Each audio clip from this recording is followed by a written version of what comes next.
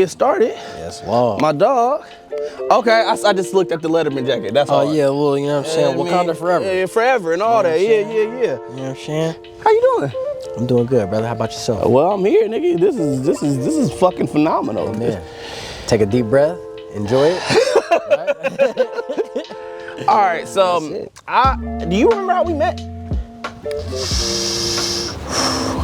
Wasn't it through somebody? I feel like it was, but I don't know. All I know is chicken wings and Hyro Day. I'm gonna leave it there. The chicken wings and Hyro Day. We at a Hyro Day. We left from Hyro Day. We left together. But we had already met prior to that. Yeah. Okay, we got a car. Yeah. This is perfect. This is what we need in the video. We need all the real live stuff. Yeah. You went from White Dave to OG DAYV. Yep. And that's been 3 years now. Tell me about that. Like, what prompted both names? Because I remember when I was like, White Dave is hilarious. Yeah. Came up with that. My older brother actually came up with that name. Okay. To me when I was in college. When I just started college, he gave me that name. Why did he give you the name? Well, my middle name is David, so that's where the Dave came from. But coming up, niggas used to always say I talk white. Oh, you talk like the white boy. Talk real straight lace. Yeah. So it fit and it fell in. You know what I mean? But what I realized was we did the rebrand right before the track with Future came out. Okay. And we wanted to embrace just a more grown sound. You know what I'm saying? Like we felt like White Dave wouldn't look that tight next to Future. Well, I mean, going to the Grammys eventually you're gonna have to have a different conversation. It's like Little Dicky. Like as much as he want to get it off, bro, the Dicky part just don't work for me. I like it though. And then how did you land on OG DAYV? I wanted something that I could grow into. So what I loved about White Dave was how silly it was, but it was something that I had outgrown. You know, I was White Dave for over 10 years. Yeah. You know, and so I figured with OG DAYV, transitioning to OG DAYV, it's kind of a lateral step because we still kept the Dave, but we stylized it a little bit. Yeah. But I feel like well, you know this, like being from the rich, like becoming an OG is like a rite of passage. My homeboy talks about that too. Yeah. So it's socially speaking, I'm an OG. But I think in music, I'm still relatively young. I still feel very young and fresh. And we talked about that. And so I can make music for another 10 years, 15 years, and I won't feel like I have to change my name again. And the name is a forever name too, right? Absolutely. And I think it applies a level of respect that you want to put on the person. Exactly. Right. So it's like it's so interesting thinking about that from the White Dave to the OG DAYV, and I think the intentionality and the respect around it. Damn.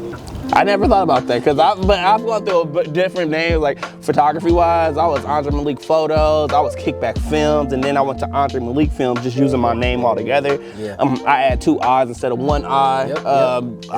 That's all style. Yeah. Make you pay attention. Exactly. But I think it's interesting to hear how you literally have a feature with every Bay Area legend outside of you got one with Raphael Saadiq? I do.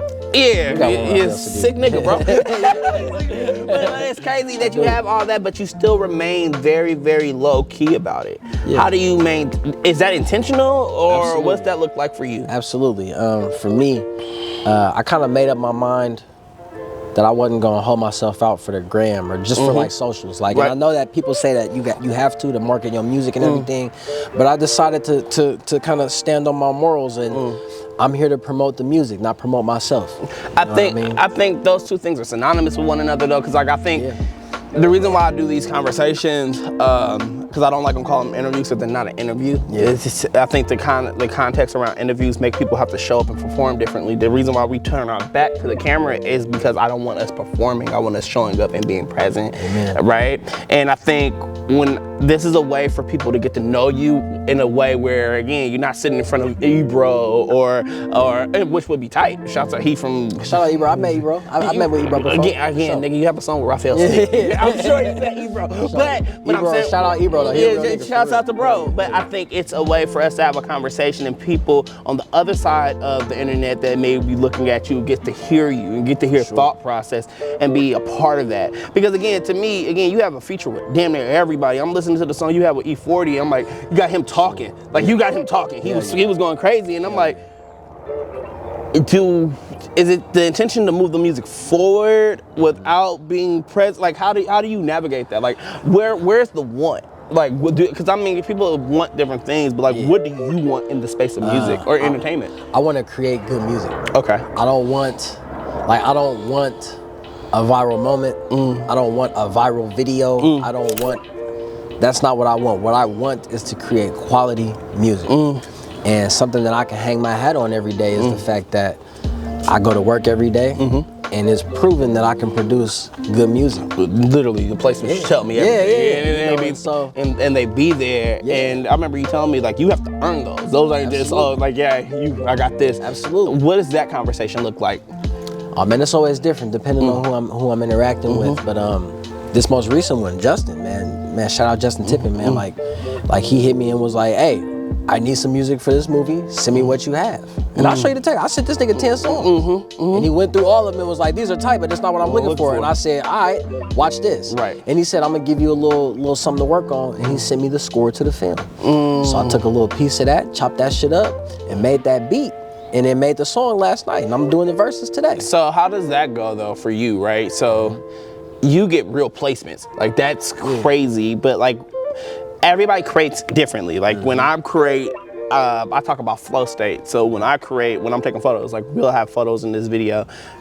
When I see something, I say, okay, cool, shoot, boom, shoot, boom. And it's like spider web. Like the spider casts out a web to connect to another web, to connect to another web, to connect to another web, and you're in the middle. That's my creative process in my mind. What is your creative process with music? Because I never asked anybody that. Oh man, you know, it's evolved and grown over the years.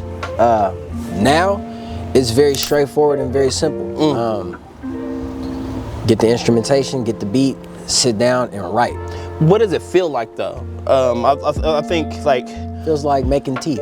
Okay. Feels like making tea, and I like to do things the long way. So it like, you know how when you make tea the long way, you put your water on the stove. Let it seep. Yep. You get your leaves. You know what I'm saying? You get your utensils out. It's a slow process.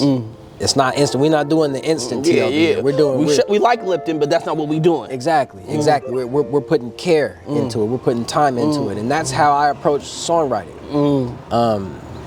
I sit down and I write. A lot of people shy away from the hard work, but I enjoy the hard work. That's where I find myself to be at my most present and at my most excited.